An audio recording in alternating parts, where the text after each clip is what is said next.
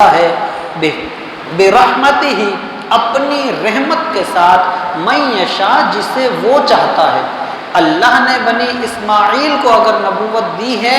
یہ اس کی خاصیت ہے کہ اللہ نے خاص کیا ہے اپنی رحمت سے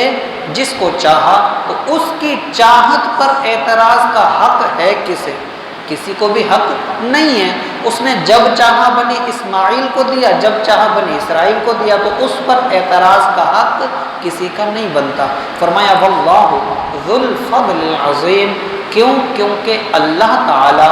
بڑے فضل والا ہے۔ اس آیت کے اندر ایک تو کفار کی یہ بات بتائی گئی، دوسرا علماء یہ بھی کہتے ہیں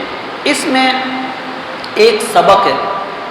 کفار کبھی بھی مسلمانوں کے خیر خواہ نہیں ہو سکتے، یہ یہاں منع کیا گیا۔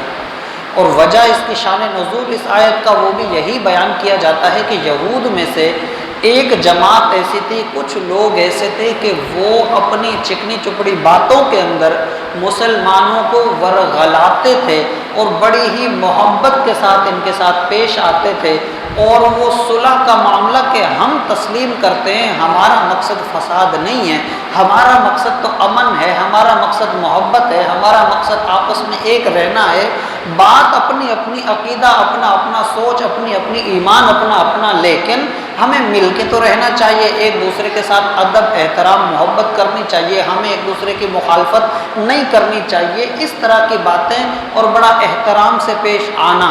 یہ لوگ جب یہ کرتے تھے تو مسلمان کچھ نہ کچھ ان کی طرف اس حال میں رغبت کرنے لگے تھے کہ ٹھیک ہے، ماننا نہ ماننا اپنی جگہ، لیکن بات تو ان کی ٹھیک ہے، ہمیں رہنا تو ایک چاہیے نا، مل ملا کے رہنا چاہیے، ایک دوسرے پر اعتراضات تو نہیں بنتے۔ یہ ساری چیزیں جب چلنے لگی تھی، اللہ نے یہاں وضاحت کی کہ مسلمانوں سنبھل جاؤ، اپنے آپ کو روک لو، یہ کبھی بھی تمہارے دوست نہیں، تمہارے خیر خواہ نہیں، یہ تمہارے نبی سے جب مخلص نہیں ہے تم سے کیا ہوں گے؟ اور آج تک ہماری وہی بات چل رہی ہے، آج تک یہود کی کفار کی خواہش یہی ہے کہ کسی طرح سے مسلمانوں کو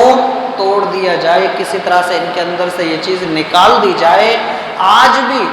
یہ قرآن مجید کی دوسری آیات بھی اس میں موجود ہے، جب آئیں گی انشاءاللہ ہوگا کہ جب تک کہا گیا کہ جب تک تم ان کے دین پر نہ آ جاؤ وہ تمہارا پیچھا نہیں چھوڑیں گے، تمہیں کبھی بھی اپنا نہیں مانیں گے، تمہارے ساتھ کبھی بھی بھلائی نہیں کر سکتے جب تک